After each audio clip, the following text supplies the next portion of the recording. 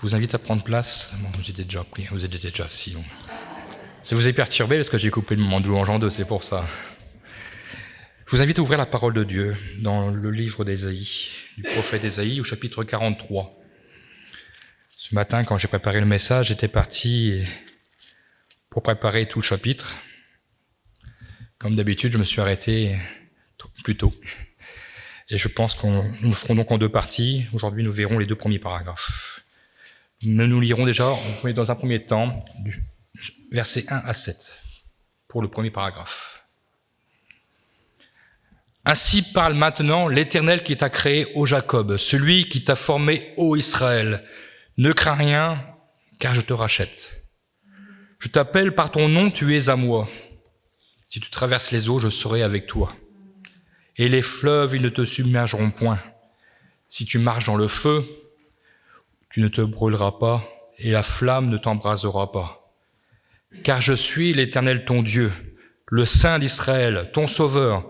Je donne l'Égypte pour ta rançon, l'Éthiopie et Saba à ta place, parce que tu as du prix à mes yeux, parce que tu es honoré et que je t'aime.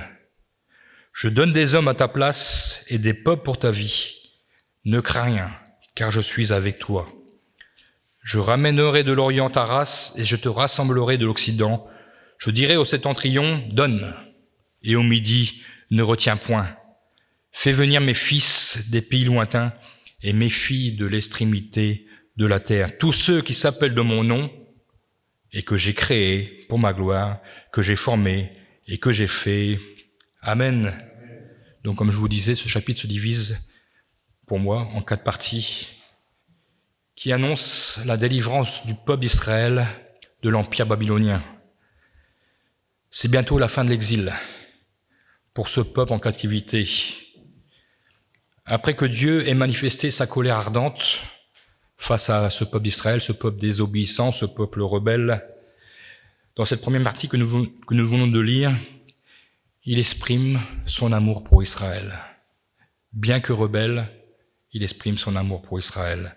Et tout ce que cet amour définit, et tout ce que cet amour entraîne.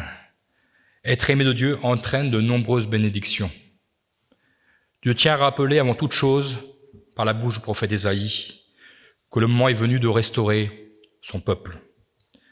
Ce peuple, comme Dieu le détermine, ce peuple qui lui appartient, et que tout le monde doit savoir qui est le peuple de Dieu. Le verset 1 rappelle notamment, dès le départ, « Ainsi parle maintenant l'Éternel ». C'est maintenant.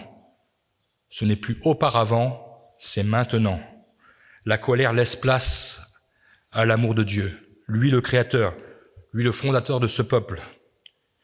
Dieu rappelle à toutes les consciences, à tous les Israélites, que Israël, ce peuple, doit son existence à Dieu seul.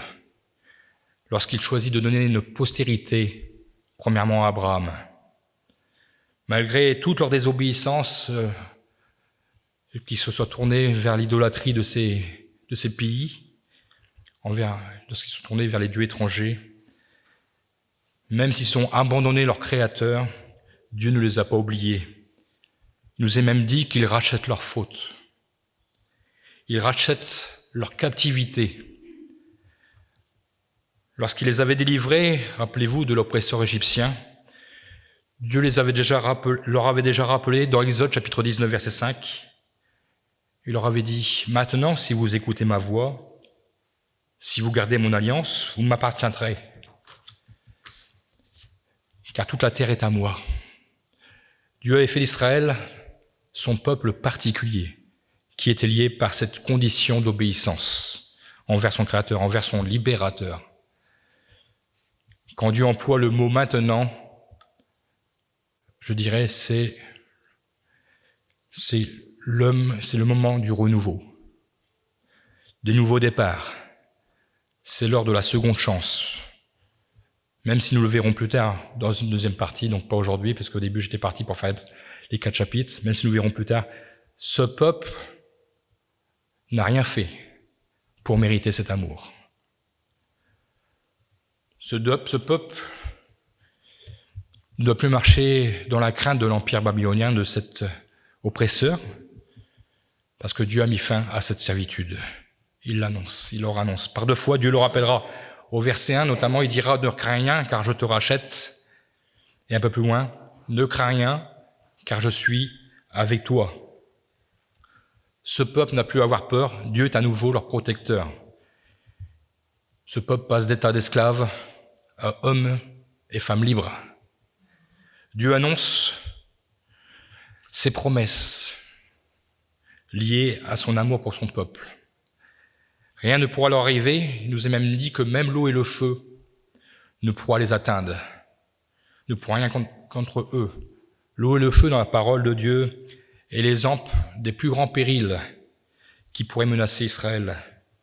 D'ailleurs, nous le retrouvons, le psalmiste s'exprimait au psaume 66, verset 12.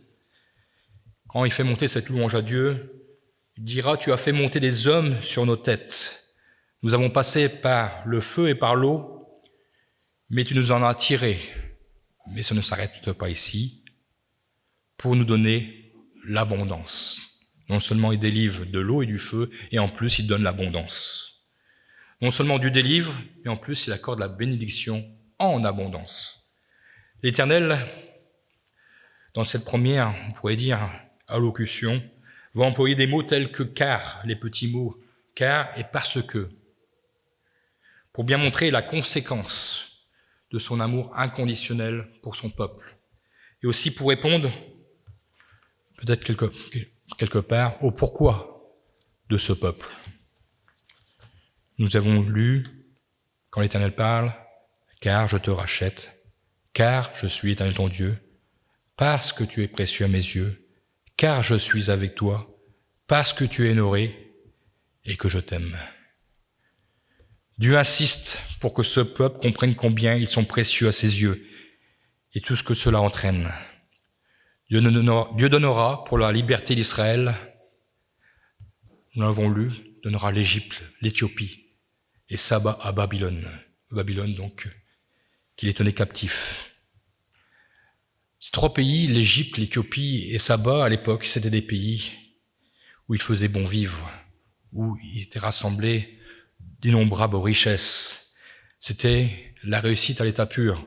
On pourrait dire que ces pays n'avaient pas besoin des autres pour vivre.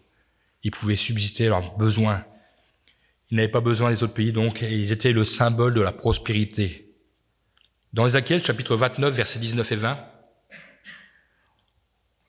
par cette promesse, nous le revoyons ici, Dieu dira « Je donne à Nebuchadnezzar, qui était le roi à ce moment de Babylone, je donne le pays d'Égypte. Il en emportera les richesses, il en prendra les dépouilles, il en pillera le butin. Ce sera un salaire pour son armée. » Et il rajoute « Pour prix du service qu'il a fait contre Tyr, je lui donne le pays d'Égypte, car ils ont travaillé pour moi, dit le Seigneur l'Éternel. » Nous voyons qu'ici Dieu anéantira ces grandes nations prospères, où rien ne semblait pourtant pouvoir les faire chanceler. Tout cela pour montrer à son peuple Israël toute sa puissance et toute sa gloire.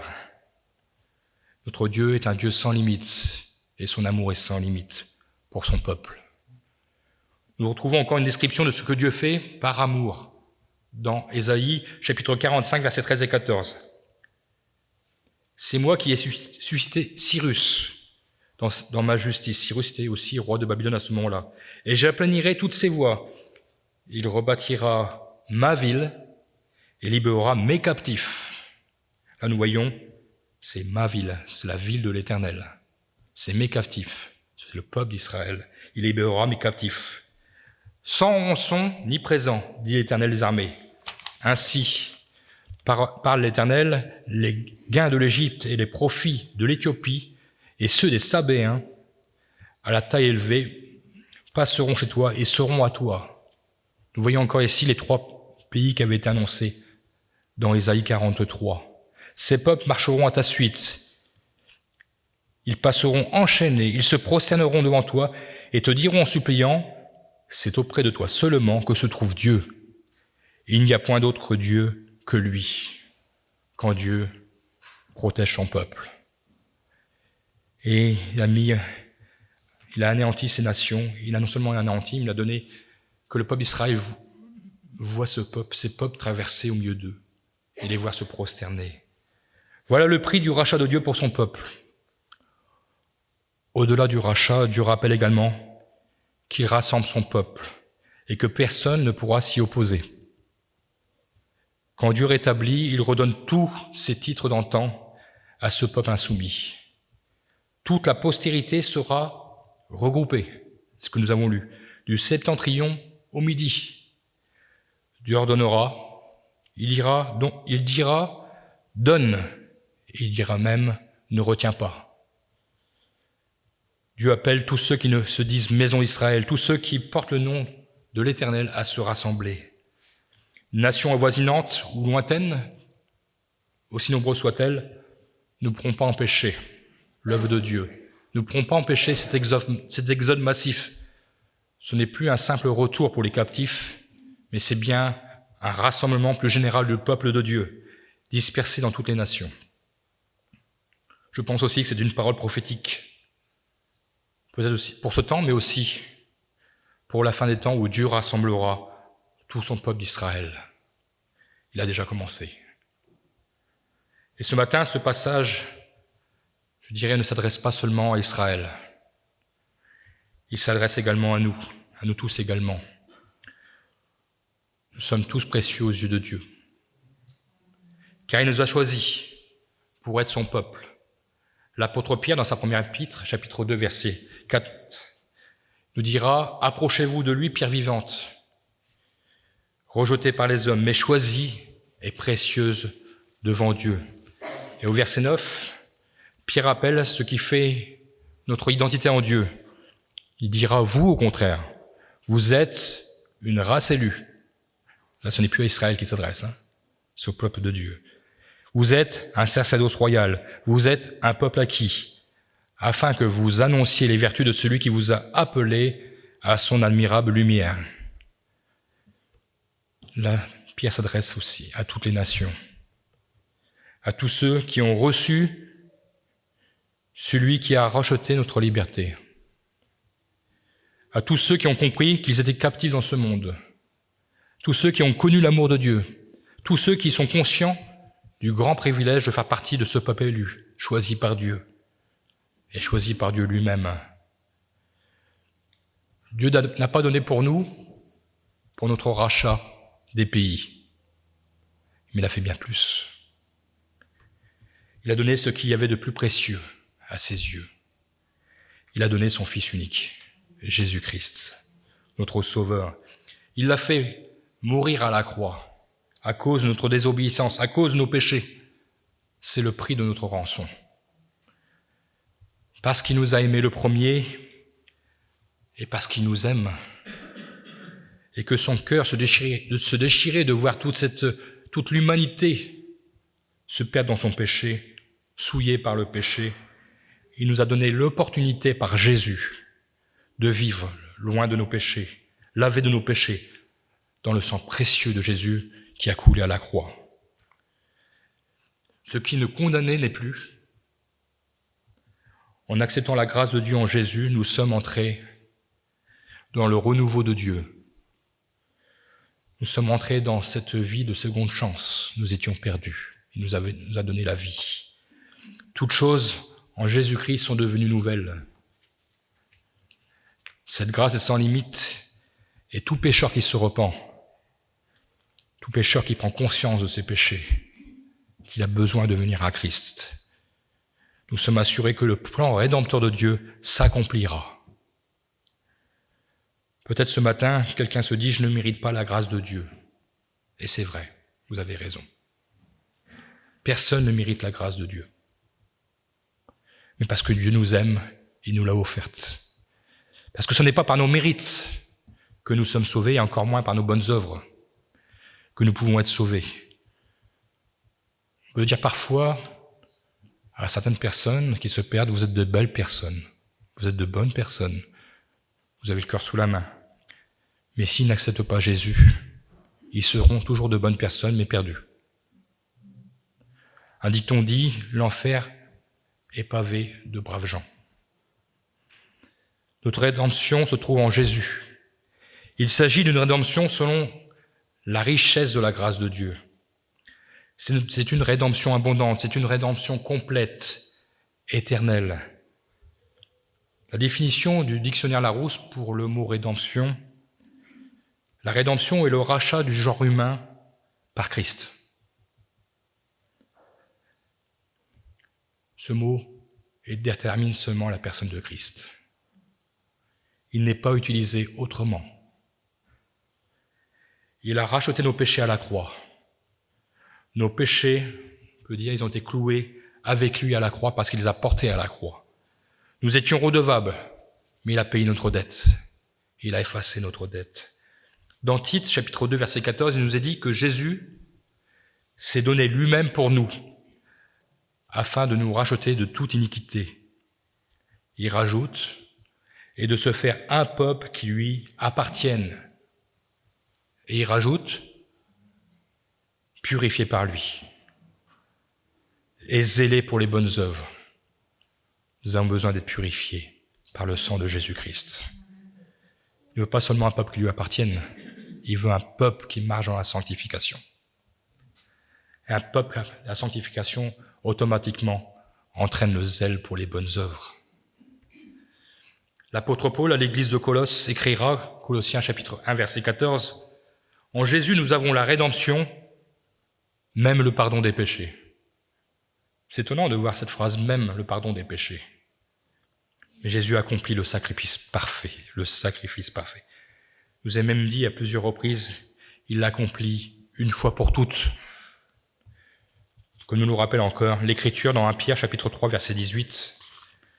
Le Christ lui-même a souffert la mort pour les péchés, une fois pour toutes, lui l'innocent. Vous n'avez peut-être pas la même version que moi, hein, j'ai pris dans Parole de vie. Lui l'innocent, il est mort pour des coupables, afin de nous conduire à Dieu, mais ayant été rendu à la vie par l'Esprit. Lui innocent, il est mort pour des coupables. Nous étions coupables, mais le Seigneur a donné sa vie pour nous. Désormais, tous ceux qui croient en lui, qui croient en Jésus, sont délivrés de tous leurs péchés. Mais nous devons aspirer chaque jour à vivre en communion avec lui. C'est-à-dire désirer vivre dans la lumière, en nous appuyant sur la parole de Dieu. L'apôtre Jean nous rappelle de cette façon de vivre dans la lumière. Il dit, tant que nous serons sur cette terre, nous serons encore amenés à confesser nos péchés. Car nous savons bien que nous ne sommes pas parfaits. Tant que nous serons ici-bas. 1 Jean, chapitre 1, versets 7 à 9, nous dit, l'apôtre Jean dit, « Mais si nous marchons dans la lumière, comme Jésus est lui-même dans la lumière, nous sommes mutuellement en communion. Et le sang de Jésus, son Fils, nous purifie de tout péché. Si nous disons que nous n'avons pas péché, nous nous séduisons nous-mêmes. Et la vérité n'est point en nous. Si nous confessons nos péchés, il est fidèle et juste pour nous les pardonner et pour nous purifier de toute iniquité. Suivre Jésus ne fera pas de nous des hommes et des femmes sans faille, sans faiblesse. Mais nous serons assurés que si nous désirons pleinement observer et obéir à notre Seigneur, alors le Saint-Esprit nous guidera. Le Saint-Esprit sera là pour nous dire « Non, ça c'est pas bien, ça c'est pas dans ma parole, ça c'est contraire à ma parole. » Le Saint-Esprit nous éclairera. Tout comme Israël était le peuple de Dieu, nous sommes la nation qui suit Jésus-Christ. Et nous avons lu tout à l'heure, une nation sainte. Tout cela, nous ne devons qu'à Jésus-Christ. Nous appartenons à cette nation qui englobe tous les rachetés et qui un jour se réuniront dans la gloire, qui un jour nous serons tous ensemble dans cette nouvelle nation que nous appellerons le royaume de Dieu. Et que vous savez, dans toute nation, n'importe quel pays où vous allez, il y a des lois, il y a des ordonnances à respecter. Dans notre pays, vous savez, tout crime est puni par la loi.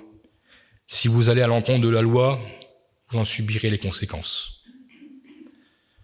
Sans loi, c'est l'anarchie et le désordre. Même si vous décidez de ne plus payer vos impôts, ne vous inquiétez pas, vous les finirez par les payer. C'est la loi.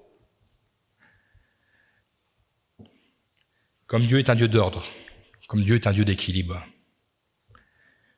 nous sommes assujettis à la loi de notre pays et nous devons nous conformer à ses lois, bien sûr aussi dans le respect de sa parole.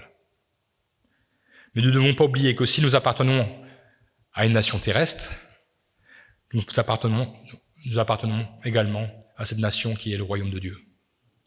Et celle-ci est régie par des lois qui est contenue dans la parole de Dieu. Si nous désirons vivre harmonieusement en communion avec Dieu, nous vivons la parole de Dieu. C'est ce que le peuple d'Israël avait besoin d'apprendre. Il avait besoin d'apprendre l'obéissance, la pratique de la parole de Dieu. Nous ne pouvons plus vivre comme le monde vit lorsque nous sommes enfants de Dieu. Il y a des choses que le Saint-Esprit nous montre que nous ne pouvons plus accepter. Quand le Saint-Esprit nous a montré lors de notre conversion ce qui n'allait pas dans nos vies, ce qui faisait défaut à la marche avec Dieu, rappelez-vous, est-ce que cela était contraignant? Non. Parce que le Seigneur nous a montré où il voulait nous emmener.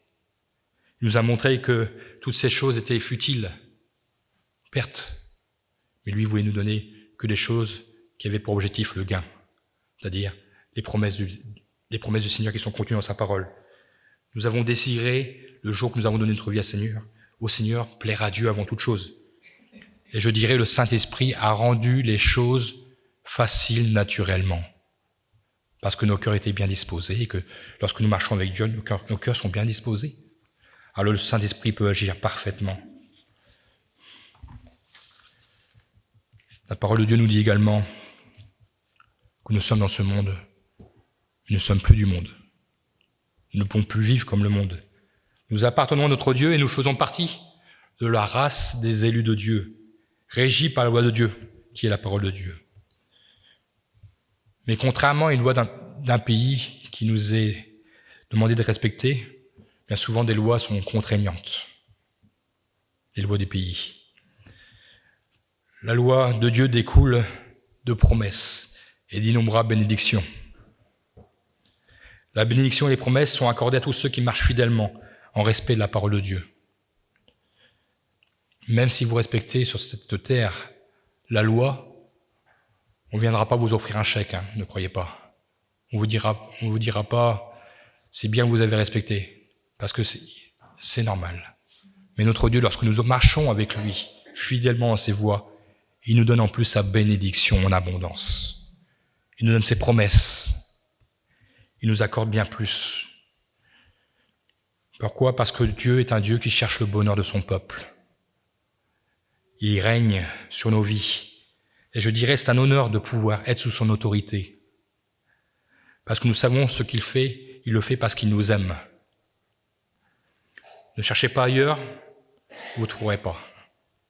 Il n'y a que Dieu qui peut régir ce royaume de cette façon. Personne ne pourra prendre sa place. Il n'y a pas de Dieu avant, il n'y aura pas de Dieu après, comme nous l'avons lu. Et c'est ce que voulait démontrer Dieu au peuple d'Israël dans le 2e paragraphe. Nous allons y venir. Au verset 8 à 13, nous allons y venir au fur et à mesure. L'Éternel dit, vous ne trouverez personne dans aucune des nations où ces prédictions vont se réaliser. C'est-à-dire que nous voyons ici que dans ce 2e paragraphe, Dieu veut confronter les témoins des nations étrangères aux témoins de Dieu, c'est-à-dire aux enfants d'Israël. En quelque sorte, lorsqu'il dit qu'on fasse sortir le peuple aveugle, verset 8, qui a des yeux et les sourds qui ont des oreilles, et il veut faire sortir son peuple de l'exil, de la captivité. Mais surtout, il veut qu'ils abandonnent toute incrédulité et qu'ils reconnaissent que Dieu est réellement Dieu et lui seul est Dieu. D'ailleurs, dans ce 2e paragraphe, nous voyons qu'il se présente comme un Dieu inégalable, l'Éternel inégalable, sans comparaison possible. Verset 10, afin que vous sachiez et que vous compreniez que c'est moi. Avant moi, il n'y a point été formé de Dieu. Et après moi, il n'y en aura point. C'est moi qui suis l'Éternel. Et hors moi, il n'y a point de sauveur. C'est moi qui ai annoncé, donné, prédit, sauvé, prédit. C'est moi qui suis Dieu. Et nous voyons encore cette conclusion, verset 13. Je le suis dès le commencement et nul de délit de ma main. J'agirai. Qui s'y opposera? Dieu interpelle les nations en leur demandant premièrement de se rassembler et de constater que lui seul est Dieu.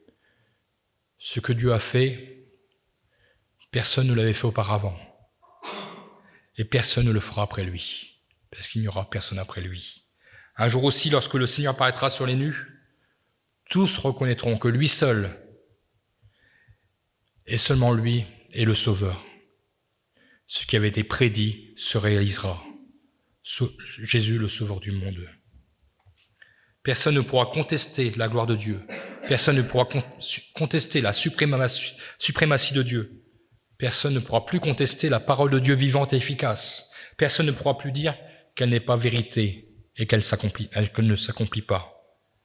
C'est pourquoi l'Éternel voulait appuyer sa démonstration en tant que souverain éternel, afin que son peuple, celui qui a reçu toutes ses grâces, celui qui a expérimenté tous ses bienfaits, qui réalise vraiment qu'il n'y a point d'autre Dieu que lui, et que non seulement dans le ciel, mais sur la terre. Dieu est inégalable. Il n'y a point de salut possible autrement et en aucun autre nom. Le peuple d'Israël devait réagir, devait prendre conscience de la grâce qui lui avait été faite. Israël devait prendre conscience qu'ils étaient le peuple de Dieu et c'était un grand privilège. Ils étaient l'élu de Dieu. Et ce matin, nous devons aussi reconnaître la grâce qui nous a été faite d'être appelé peuple de Dieu. Le peuple de Dieu doit, aujourd'hui, avec sa multitude de témoins sur toute la terre, proclamer au monde qui se perd, aux nations pécheresses, que notre Dieu est le seul Dieu. Et qu'il est encore possible d'acquérir cette nouvelle nationalité d'enfants de Dieu. Et que bientôt cette nation se réunira dans le royaume éternel de notre Seigneur et Sauveur. Dieu dit, répète, vous êtes mes témoins, c'est moi qui suis Dieu. Vous êtes mes témoins, c'est moi qui suis Dieu. On est témoins que notre Dieu agit. On est témoins que notre Dieu, ce qu'il fait s'accomplit. Et que nous sommes témoins aussi que rien ne s'oppose lorsque Dieu parle. Il l'a décidé, il le fera. Nul ne pourra aller à l'encontre de sa décision. C'est Dieu qui nous a mis sur la terre, c'est Dieu qui nous a donné la vie. Il nous accorde le salut afin que nous démontrions qui est Dieu, qu'il est de Dieu et qu'il nous a donné un sauveur merveilleux en la personne de Jésus-Christ. Nous devons être des témoins efficaces. Car aucun autre nom de ce monde ne pourra faire ou essayer de comparer avec notre Dieu. Mais aujourd'hui, nous voyons de nouvelles idéologies qui essayent de nous parler bientôt de bien-être. Mais le bien-être sur cette terre est éphémère. Le seul bien-être, c'est de vivre la parole de Dieu, et de vivre en communion avec le Seigneur.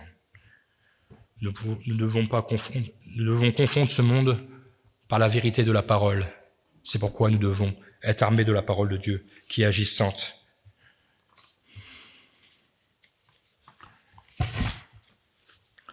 Alors ce matin, rendons gloire à Dieu, de nous avoir acquis, de nous avoir rachetés au prix du sang de Jésus à la croix. Rendons-lui gloire de ce grand privilège de faire partie de cette nation sainte. Et comme la parole de Dieu nous le rappelle, ne craignons rien, car Dieu est avec nous. Ne craignons rien, car Jésus nous a rachetés. S'il nous a rachetés, c'est pas pour nous faire périr. S'il nous a rachetés, c'est pour que nous rendions gloire à son nom. Proclamons la grandeur de notre Dieu. Proclamons que le renouveau est encore possible pour toute âme qui vient à lui ou qui revient à lui.